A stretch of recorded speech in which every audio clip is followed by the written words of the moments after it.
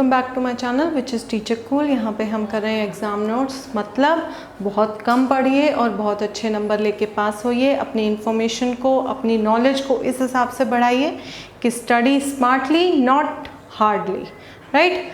So let's start. हमारा जो next question है ये 16 मार्क्स का क्वेश्चन आता है, but will divide it into 2 parts and then will do it in 2 sections. Obviously 16 marks का है तो लेंथ थोड़ी सी ज़्यादा होगी, तो we have to divide it in 2 section. The complete question is what are various types of nuclear reactions, what is a nuclear reaction, and give all the conservation laws which are to be followed in all the nuclear reactions. So we'll divide it in 2 parts. First is what are the various types of nuclear reactions, then we'll move on to the definition of nuclear reaction and conservation laws related to them. ठीक है, so let's start.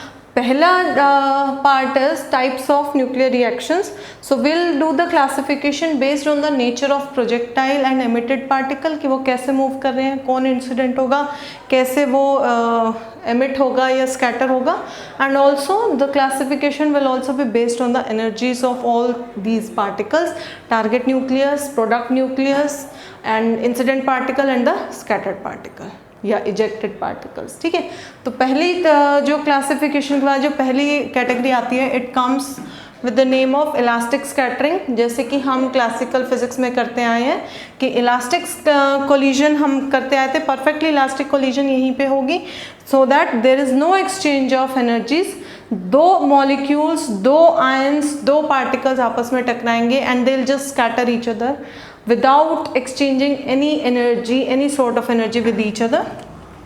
For example, मेरे पास कोई target nucleus है X and alpha particle आया, इससे टकराया and ये दोनों एज इट इज स्कैटर हो गए, there is no exchange of energy. For example, alpha particle scattered by gold gives gold plus alpha particle itself, there is no exchange of heat energy. This is the very famous Rutherford scattering experiment, Rutherford experiment, right? So this is the first example. Elastic scattering हो गया, तो second will be inelastic scattering. Inelastic scattering का मतलब particle same रहेंगे लेकिन energies exchange होंगी। सो I will say कि in case of inelastic scattering, the scattered particle will impart its energy, a part of its energy to the target nuclei, making it in the excited state. ठीक है, यहाँ पे कोई भी energy exchange नहीं हुई। इसमें क्या होगा, ये दोनों आपस में टकराएंगे एंड ये अपनी कुछ एनर्जी इसको देगा, तो जो आफ्टर कोलिजन का जो पार्टिकल होगा, scattered particle will have lesser energy. Why? क्योंकि उसकी एनर्जी यहाँ शिफ्ट हुई, making the X nuclei come into the excited state. And जो ये एक्साइटेड स्टेट का न्यूक्लियर बनेगा, ऑब्वियसली ये ग्राउंड स्टेट पे आने के लिए क्या करेगा, गामा रे फोटोन को इजेक्ट करेगा।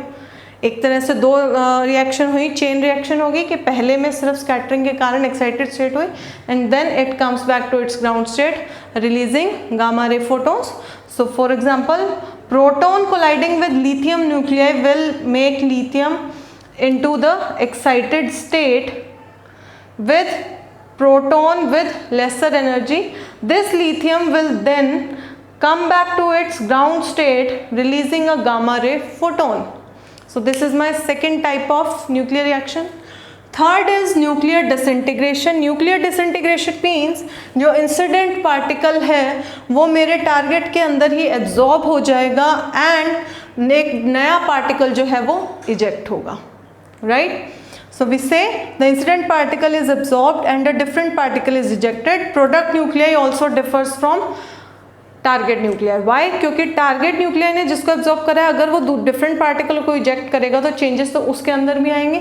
So I'll say नाइट्रोजन के साथ अगर अल्फा पार्टिकल को मैं कराती हूँ इंसिडेंट, तो nitrogen nuclei will absorb alpha particle completely, releasing oxygen का nuclei plus proton.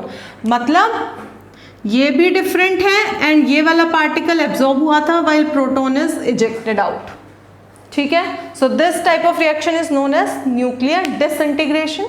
Next is photonuclear reaction. Photonuclear तो नाम से ही समझ में आ रहा है कि फोटॉन्स आएंगे और न्यूक्लियर रिएक्शन होगी। तो आई विल से कि जो टारगेट न्यूक्लियाई है अब वो गामा रे फोटोन को एब्जॉर्ब करेगा और कोई नया पार्टिकल जो है रिलीज करेगा। होगा यही वाली चीज, द ओनली डिफरेंस इज कि इंसिडेंट में हमेशा गामा रे फोटोन ही रहेगा। I say target absorbs gamma ray photon, gets excited and if अब उसने फोटोन को जो है अपने अंदर एब्जॉर्ब कर लिया, दो केसेस बनेंगे, दोनों केसेस के अंदर टारगेट न्यूक्लिया एक्साइटेड स्टेट में तो जाएगा ही जाएगा। फर्स्ट पार्ट है अगर उसके पास एनर्जीज इतनी हैं, सफिशिएंट है कि वो दो नए पार्टिकल्स, एक न्यूक्लिया और एक न्यू पार्टिकल को इजेक्ट कर सकता है, तो वो इस तरीके की रिएक्शन देगा, ठीक है। वेयर जो मेरा डॉटर न्यूक्लियाई होगा वो भी किस में होगा, एक्साइटेड स्टेट में रहेगा। अगर मेरी एनर्जी जो है वो इतनी ज़्यादा नहीं है कि वो नए प्रोडक्ट्स को फॉर्म कर पाए, that too in excited state, तो what will happen is, for example krypton अगर गामा रे फोटोन को एब्जॉर्ब करेगा तो krypton will move to excited level and it will come back to its ground state, releasing again the gamma ray photon, ठीक है। Next is radiative capture. Radiative capture, इसमें क्या होगा, target captures the incident particle and forms new excited nuclei. इसके अंदर क्या अभी तक क्या हो रहा था, या तो स्कैटरिंग हुई या फिर एक एब्जॉर्ब किया, न्यू पार्टिकल रिलीज करा। अब क्या होगा, रेडिएटिव कैप्चर इज कि जो भी मेरा टारगेट न्यूक्लियाई है वो मेरे इंसिडेंट पार्टिकल को एब्जॉर्ब करके बस एक फाइनल डॉटर न्यूक्लियाई बना देगा, कोई पार्टिकल वो एमिट नहीं करेगा, राइट। तो इसके अंदर सिर्फ कैप्चर हो रहा है, तो I will say target captures the incident particle and forms new excited nuclei. Obviously अगर वो एब्जॉर्ब करेगा तो उसकी एनर्जीज तो होंगी, तो for example magnesium will absorb this proton forming excited aluminium. Radiative capture यहाँ तक है, उसके बाद ऑब्वियसली एक्साइटेड लेवल से ग्राउंड स्टेट पे तो एल्यूमिनियम आएगा ही, releasing gamma ray photon. Next is direct reaction. Direct reaction means कि इंसिडेंट पार्टिकल में पुल आउट वन और more particles from the target nuclei. इसके अंदर डायरेक्ट में अब दो चीज़ें होंगी। पहले केस में टारगेट न्यूक्लियाई जो है पेरेंट न्यूक्लियाई से कुछ लेके एक चीज़ फॉर्म करेगा। दूसरे केस में क्या होगा, टारगेट जो न्यूक्लियाई है वो इंसिडेंट पार्टिकल से कुछ लेके अपना नया कुछ फॉर्म करेगा, राइट। तो पिकअप कहाँ पे होगी, जब जो मेरा इंसिडेंट पार्टिकल है वो मेरे टारगेट न्यूक्लियाई से ले लेगा। तो I say nitrogen when react with proton, proton nitrogen से एक्सेप्ट करेगा to get to alpha particle और यहाँ पे रिडक्शन हो जाएगी।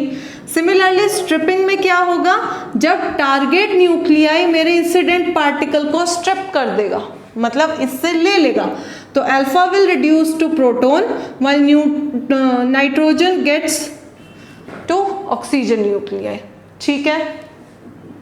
Next is heavy ion reaction. Heavy ion reaction तो बहुत सिंपल है, अगर मेरा कोई भी जो इंसिडेंट पार्टिकल है, जो भी इंसिडेंट पार्टिकल किसी भी टारगेट न्यूक्लियाई के ऊपर हम करा रहे हैं, अगर वो it is heavier than alpha particle, helium के पार्टिकल से अगर वो हैवी है, तो I will call that reaction as heavy ion reaction. जैसे यहाँ पे ये मेरा टारगेट न्यूक्लियाई है लेड, लेड के ऊपर इंसिडेंट किसको कराया है, नाइट्रोजन न्यूक्लियाई को। Nitrogen is much heavier than alpha particle, तो इस केस के अंदर क्या होगा, थोड़ी सी रीअरेंजमेंट होगी सिर्फ, and the products are same, but since the incident particle is heavier than alpha, I'll call this reaction as heavy ion reaction.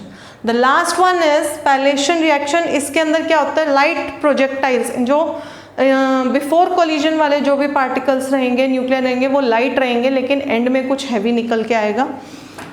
So I'll say light projectiles are involved and outgoing particle is heavy. For example, nitrogen reacting with proton will give me lithium and beryllium, where lithium and beryllium both are heavier than alpha particle. So I'll say outgoing particle is heavy. This type of reaction will be known as my spallation reaction, and these reactions are found in low mass region, मतलब जहाँ पे molecules का या particles का या nucleuses का क्या होगा, मास जो है वो लो रहेगा, right. So this classifies all the categories of my nuclear reactions. Nuclear reactions हमारी हो गई हैं। Let's move on to what is the nuclear reaction की डेफिनेशन एंड कौन से कंजर्वेशन लॉज हमें फॉलो करने हैं या हमें हेल्प करते हैं कि रिएक्शन जो हमने लिखी है वो ठीक है कि नहीं, उन्हें चेक करने के लिए, राइट।